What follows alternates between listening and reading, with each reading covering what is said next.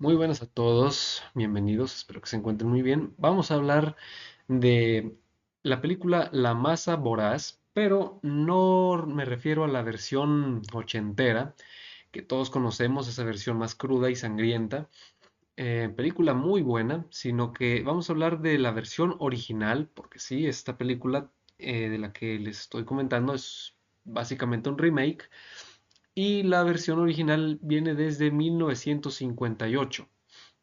Igual con el mismo nombre, la Blob, The Blob o La Mancha Voraz, una de las joyas del cine de ciencia ficción, de horror cósmico de aquellos años 50 y que demostró para aquella época que no hacía falta un monstruo con colmillos para aterrorizar, sino que los efectos prácticos con una gelatina, bueno, podían hacer maravillas. Película muy muy buena, a mí me encanta la versión de los ochentas, pero esta también pues tiene un poco de todo. La disfrutas también, además de que obviamente viéndola y comparándola pues puede ser incluso un poquito, tiene un poco de humor involuntario. Bueno, y la trama pues ya nos la sabemos, es un meteorito que cae cerca de una pequeña ciudad de Pensilvania y se libera una especie de masa gelatinosa que se adhiere a quien la toca y lo digiere vivo. A medida que crece, con cada víctima que absorbe, pues esta masa, esta mancha, comienza a consumir todo a su paso. Contamos con un joven Steve McQueen, que interpreta bueno, el protagonista, también de nombre Steve, Steve Andrews, y su novia Jane, que intentan advertir al pueblo de esta amenaza, pero los adultos, pues bueno, como buen cliché de la época, no les escuchan, no les creen. Y bueno, primero que nada, esta película es dirigida por un tal Irving Yeword Jr., que era prácticamente desconocido en aquel entonces. Y esta película fue producida con un presupuesto de apenas $110,000, una cifra muy modesta para aquel entonces, incluso aquel entonces. El guión es escrito por Kay Leinecker y Theodore Simonson y combinaba la ciencia ficción, el horror y un poco del drama adolescente rebelde típico de los años 50, ¿no?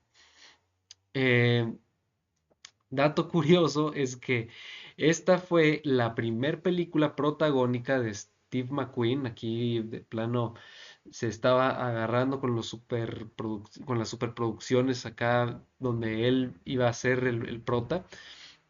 Y él aceptó hacerlo por un sueldo fijo de $3,000 en lugar de un porcentaje de taquilla.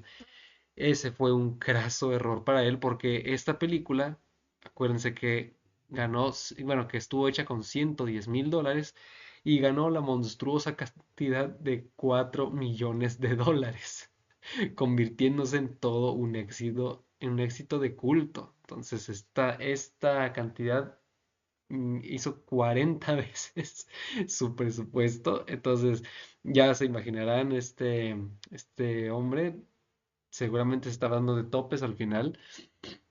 Fue una de las primeras películas financiadas y distribuidas por una compañía cristiana, o sea, fíjense en esto, de nombre Valley Forge Films, que originalmente solo hacía material religioso. Entonces, imagínense lo que significó el cambio con una película de horror.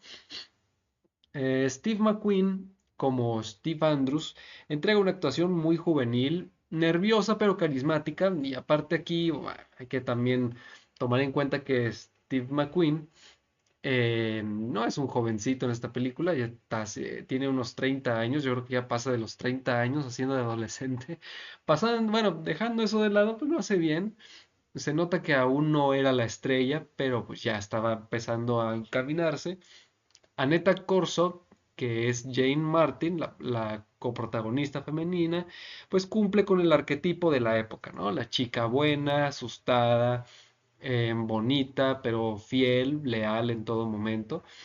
Los adultos están pintados como escépticos, pintorescos, necios, incapaces de escuchar a los jóvenes, algo muy típico del cine postnuclear y de la paranoia generacional de la Guerra Fría.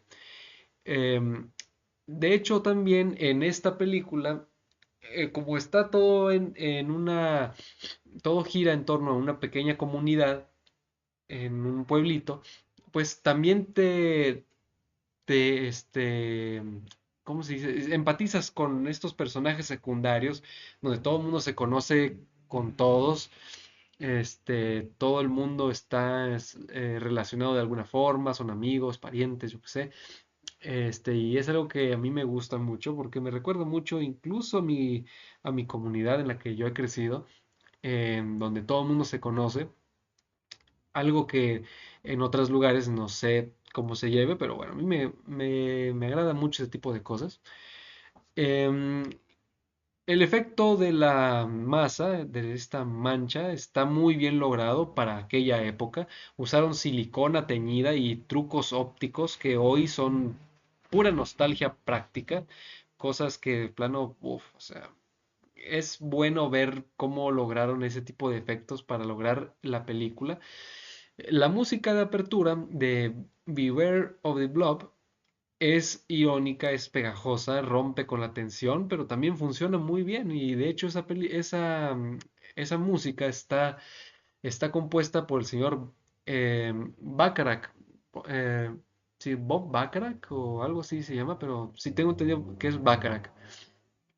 Tiene un ritmo constante la película, sin caer en largos discursos ni rellenos, con un claro espíritu de serie B que se toma lo justo, pero se lo toma en serio, ¿no? Esta película es muy de serie B.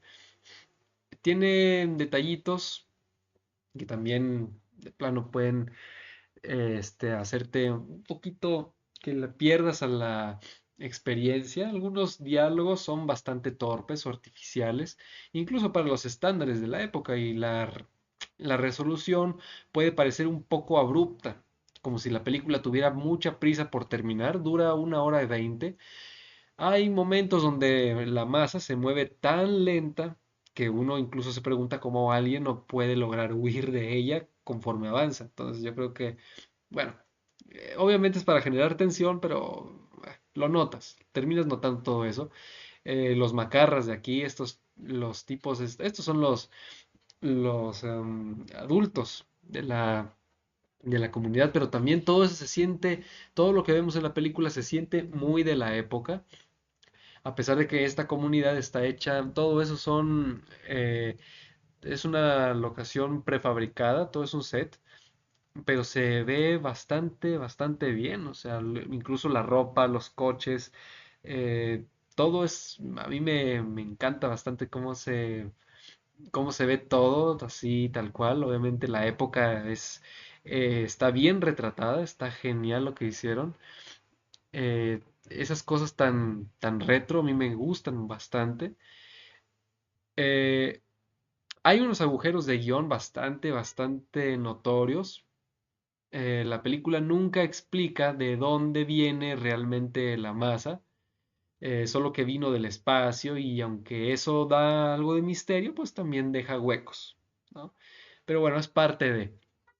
Algunos personajes salen de escena y no sabemos si escaparon o murieron o simplemente se olvidaron del rodaje.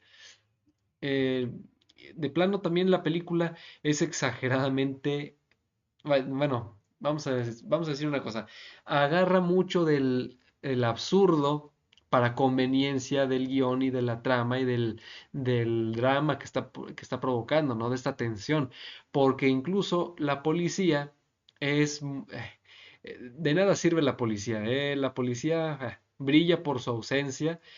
Hay momentos donde de plano el cine, este cine donde la escena donde se materializa la mancha, todo se llena de gritos, todo se hace un caos, y no, o sea, no va nadie a investigar hasta mucho, mucho después. Entonces cualquier semejanza con la vida real es mera coincidencia, donde los policías no llegan sino hasta que ya todo se terminó. Está genial, en serio. A mí me da un montón de risa esa escena. Aquí están estos tipos de bravucones o que no serían bravucones, tampoco serían macarros, son simplemente pues tipos que pues estaban bien posicionados y querían humillar este al prota, ¿no? Y nada más por joderlo con la novia. Está muy bien todo esto. Me gusta lo que lograron aquí con los personajes, con estos extras. Toda la película está muy bien orquestada. Vaya, esta película incluso yo creo que podrías verla, si eres relativamente joven, puedes verla tal vez con tu papá, con tus padres, y en algún momento ellos te dicen, mira, así vivíamos nosotros antes. Eso es lo que antes se hacía, eso era andar antes en el coche, ir al cine, ir a una fuente de sodas, qué sé yo. Eh, Como para buscar un poco de nostalgia, ¿no? Y que también te cuenten un poquito de ese tipo de tiempos, porque eso es esta película, a fin de cuentas, es casi casi una cápsula del tiempo, que tiene ciencia ficción tipo kitsch, paranoia postguerra, juventud rebelde, efectos prácticos que hoy son encantadores, aunque muy limitada por su presupuesto, pues su carisma y originalidad la han vuelto un clásico del horror de culto, ideal para ver con la familia, con amigos, palomitas, tú solo, o incluso, ¿por qué no? Pues con una gelatina, ¿sí? Una gelatina si te atreves. Es una película para recordar que el terror no siempre tiene que ser un monstruo amenazante, feo, con colmillos y garras. A veces se puede arrastrar, se desliza y te digiere sin decir mayor palabra. Yo quisiera saber si ya la han visto, si prefieren esta o el remake que hicieron en los ochentas, más cruda y más sangrienta.